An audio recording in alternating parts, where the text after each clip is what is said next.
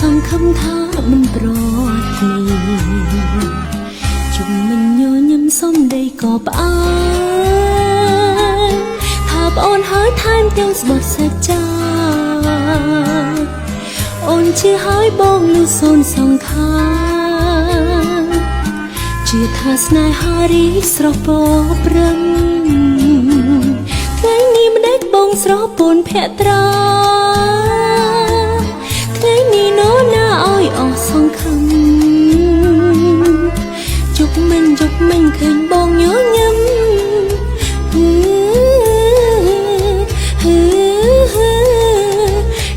ឹមញញឹមទៀតទៅបើជប់នេះនោណាញញឹមតាអូនបើស្រនួនឡងលេងញញឹមហើយញញឹមជាថ្មីមកប្រលឹងអើយ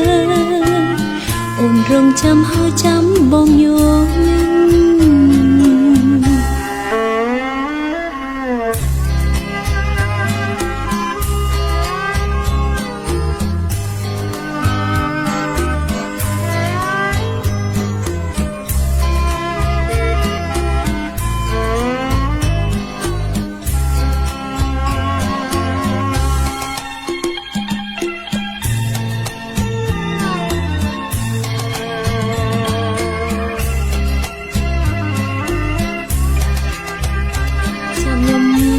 បាត់នឹងចេះខ្ញុំរៀបខបសម្លេងតែម្ដងទៅចេះស្អែង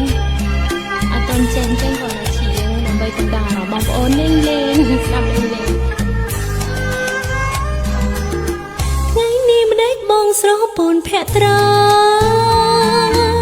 ថ្ងៃនេះនោណាឲ្យអស់សង្ឃឹមជប់មិន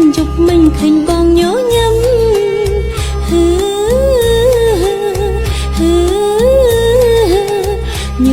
ញញឹមទៀតទៅបើ